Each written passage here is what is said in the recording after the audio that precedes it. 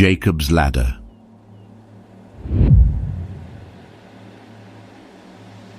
In the dim recesses of time, when the lands of Canaan echoed with secrets not yet molded into legend, a peculiar event occurred, one that would ensnare the tapestry of existence in its eldritch weave. As stars wheeled overhead in celestial orbits only known to gods and cosmic horrors, a duality of beings made its entrance into the mortal realm. Rebecca, woman of iron will and hidden knowledge, felt the stirrings of a duel inside her, a dance of two souls vying for dominance in the vastness of her womb. Born first was Esau, ruddy and hirsute, his cries echoing with primordial energy. But it was the second birth that sent shivers down the spines of those who witnessed, for as Jacob emerged, pallid and contemplative, his tiny hand was fastened in a grip both desperate and premeditative upon the heel of Esau. The elders, wise in the lore of their ancestors, exchanged uneasy glances, as the act spoke not of innocence but of portentous design. The child's act, seemingly innocuous, hinted at dark threads of destiny, the futures of the brothers inescapably twined in a tapestry woven by ancient, unseen hands. The world around them, ancient Canaan, throbbed with eldritch energy. Rocky crags whispered to the wind, the stars gazed down with eyes full of cryptic knowledge, and the very soil pulsed with age-old memories. The rivers murmured tales of epochs long forgotten, while the trees stood as sentinels, guarding truths that mankind was not meant to know. In this arcane setting, one would be forgiven for sensing that Jacob's grip on his brother's heel was not just fraternal play, but a foreshadowing of conflicts and harmonies spanning both the earthly and the cosmic. The villagers, though uneasy, tried to push the omen from their minds. Life had to move on. But in quiet corners, away from prying eyes and ears, they'd murmur amongst themselves, recounting old tales and prophecies, wondering if these two souls now among them were instruments of some grander, perhaps more insidious cosmic orchestration. The sun had sunk beyond the horizon, casting Canaan into an abyssal darkness that held in its shadowy depths the mysteries of an elder age. Esau, a creature of primal urges, had been in the throes of a hunt, but the trail had grown cold and the darkness dense, compelling him to abandon the chase. Now fatigue gnawed at his bones, and a peculiar hunger beyond mere bodily sustenance gnawed at the recesses of his spirit. As he trudged through a clearing, the gibbous moon cast its sickly glow upon an unexpected sight. Jacob sat at a makeshift altar, a bubbling cauldron upon it. The wind seemed to carry with it whispers not of this world, words formed in the black spaces between stars from epochs and realms unknown to humankind. Around Jacob hung an air of profound alteration. His eyes, usually clear, now shone with an unsettling luminance. It was as though the very fabric of his being had been entwined with some unfathomable force, a cosmic puppeteer reaching its tendrils into the hearts of men. Drawn towards the cauldron, Esau watched as Jacob, guided by this elusive celestial entity, imbued the stew with arcane herbs and chants that predated their forefathers. The aroma that rose from the cauldron was irresistible, a mix of earthly pleasures and otherworldly promises. Esau, driven by a hunger both physical and cosmic, was drawn into its snare. With a voice that seemed to reverberate from time's very abyss, Jacob proposed the trade, the stew of cosmic allure for Esau's very birthright. Esau, entranced and ensnared by the spectral music of the universe, acquiesced, entwining their destinies further with the enigmatic designs of the cosmos. Yet as the broth passed his lips and the celestial symphony enveloped him, a fleeting moment of lucidity returned to Esau, and the weight of his decision became palpably clear. But the cosmic dance had already commenced, and their fates, now tied to the whims of ancient entities beyond comprehension, began a journey that transcended the boundaries of mere mortals. In a secluded corner of Canaan, where shadows stretch and whisper of bygone eons, Rebecca stood, the very air around her pregnant with secrets both terrestrial and cosmic. To Jacob, her son and recipient of these mysteries, she revealed her arcane design, a plan of deception forged amidst starlit musings and whispered counsels with beings that defy comprehension. In her possession, she held the vestments of Esau, each thread intertwined with the very essence of her elder son, every scent and fibre a reflection of his primordial spirit. Guided by the inscrutable celestial whisperer, Jacob cloaked himself in this raiment, thereby mirroring the soul and semblance of Esau. Isaac, once a pillar of vigour, now languished in the twilight of his years, his senses dulled by time's relentless march. Yet, even in his enfeebled state, he possessed an intuition shaped by encounters with cosmic wonders and horrors alike. But the deception, artfully executed and empowered by forces beyond the veil of reality, clouded his judgment. As Jacob approached, the very cosmos seemed to shiver in anticipation, the boundary between suns blurred by a deception deeper than mere garments. The blessing, a resonating force that defied mere spoken words, flowed from Isaac's lips and enveloped Jacob. This was no mere benediction of fatherly affection, but a conduit of power echoing from realms unseen, resonating with harmonies and dissonances that spanned the fabric of existence. It pulsed with ethereal energy, binding Jacob's fate not just to his lineage, but to the very machinations of the cosmos. However, with every deceit, there exists a shadow of retribution. The magnitude of Jacob's subterfuge dawned upon him as Esau's wrath, as relentless and primal as the forces of nature, surged forth. The very land of Canaan seemed to tremor with foreboding as the impending storm of Esau's vengeance gathered momentum. Guided by both Rebekah's counsel and the cosmic whisperer's elusive direction, Jacob began his exodus. Fleeing the familiar embrace of Canaan, he ventured into the unknown, his path illuminated by starlight and shadow, forever delving deeper into his enigmatic cosmic journey. In the barren, ethereal expanse Jacob now trod, the distinctions between earthly and celestial grew unsettlingly faint. Above, an infinite dome of shimmering constellations bore down, each radiating a silent, alien scrutiny. Here the cosmos itself seemed to hum with a mournful lament, a resonance of something out of joint. As the inky blackness of night deepened, Jacob found repose upon a patch of ground that felt inexplicably hollow, as if beneath its surface lay not the roots of the earth, but the fringes of another realm. In the embrace of this troubled sleep, an ineffable vision unfurled before him. A ladder, impossibly vast, stretched towards the heavens, its base plunging into a chasm of immeasurable depth.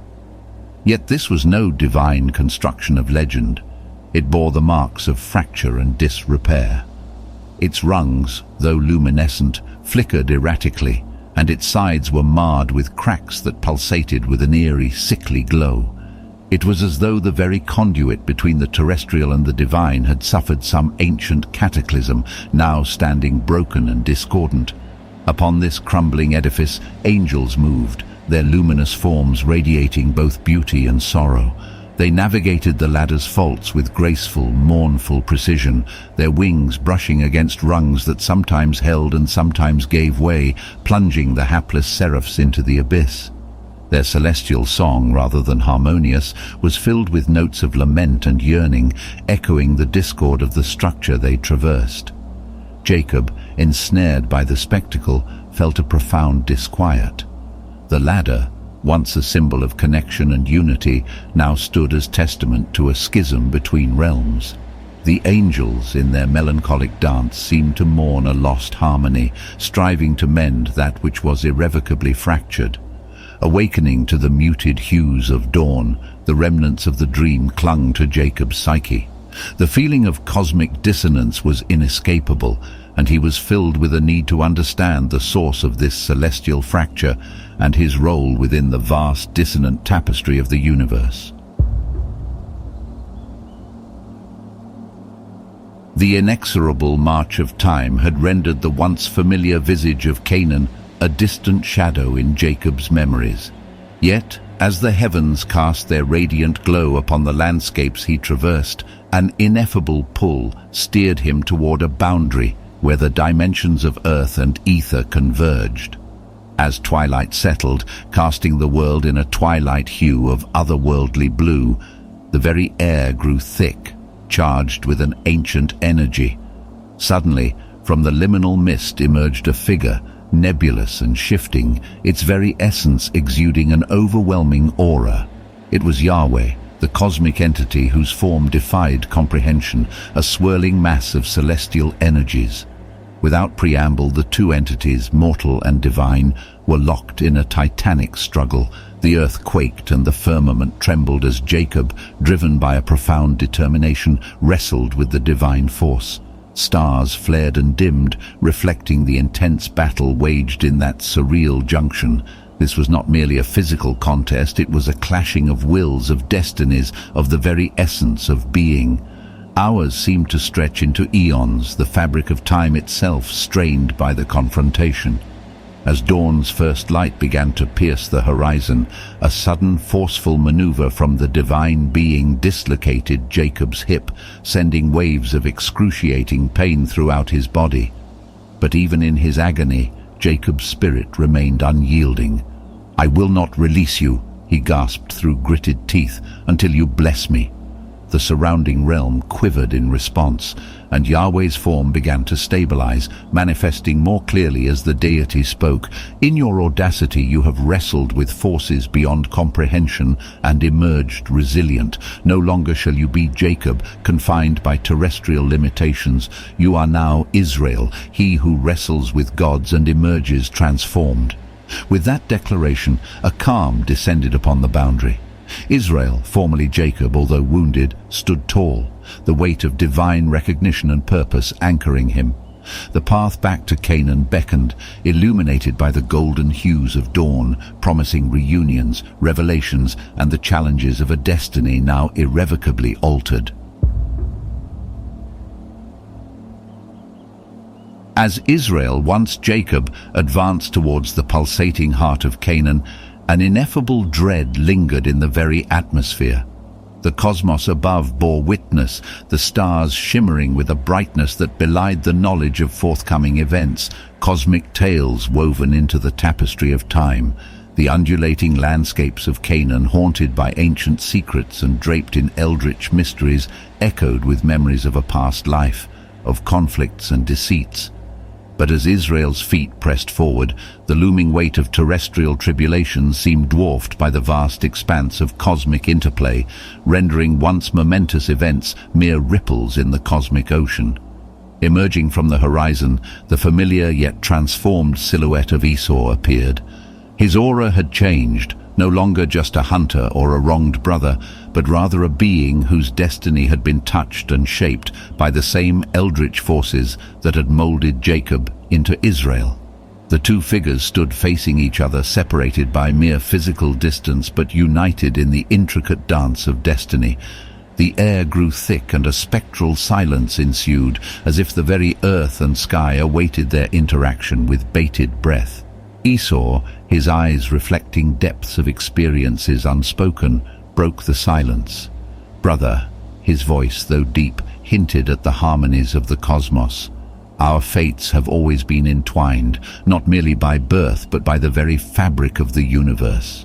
Israel, feeling the weight of his transformed self, responded, "Our earthly quarrels, our human anguishes, they are but fleeting shadows against the eternal backdrop of cosmic forces. I see now we are both mere instruments, played upon by entities beyond our comprehension." A moment of understanding passed between them, a union of souls that had been shaped, torn apart, and then reforged by the same ineffable forces. Their terrestrial grievances, while not forgotten, paled in the vast light of cosmic truths. As the sun began its descent, casting Canaan in an otherworldly glow, the two figures, embodiments of earthly trials and cosmic destinies, moved forward, their paths forever altered but now moving in harmony with the grand symphony of the universe. Returning to the hallowed ground where the vast mysteries of his destiny had first manifested, Israel felt the echoes of ancient realms intertwine with the fabric of the present. Here, in the very cradle of his cosmic enlightenment, under the same vast and limitless sky, the atmosphere was laden with an expectant silence. "Surely the Lord is in this place, and I knew it not," he uttered, his voice heavy with reverence and awe, enveloping the expanse. "How dreadful is this place! This is none other but the house of God, and this is the gate of heaven." As if in response to his profound realization, the cosmos above began a spectral dance. Stars pulsed and quivered, their luminosity intensifying, casting a mosaic of silvery radiance upon the land below. From this shimmering tableau, the ethereal ladder, once a symbol of discord and disjunction, emerged anew. Its rungs, once seemingly fractured by incomprehensible forces, now spanned the vastness with an elegance and symmetry that defied mortal comprehension. It stood as a testament to divine craftsmanship, every step and level gleaming with an inviting radiance, beckoning souls to ascend or descend in perfect harmony. Angelic entities, their countenances serene and suffused with an otherworldly glow, glided gracefully upon this celestial bridge. Their movements were fluid and coordinated, like dancers in a grand ballet of the cosmos, their patterns weaving tales of unity and cosmic order. The dissonance that had once marred Israel's visions had vanished, replaced by a resonating hymn of celestial accord. Absorbing this wondrous sight, Israel was engulfed in an epiphany. Every tribulation, every moment of doubt had been but stepping stones, guiding him towards this ultimate revelation. The place of his inaugural vision, forever etched in his soul, now echoed with the harmonious whispers of Yahweh, affirming Israel's destiny in the divine symphony of existence.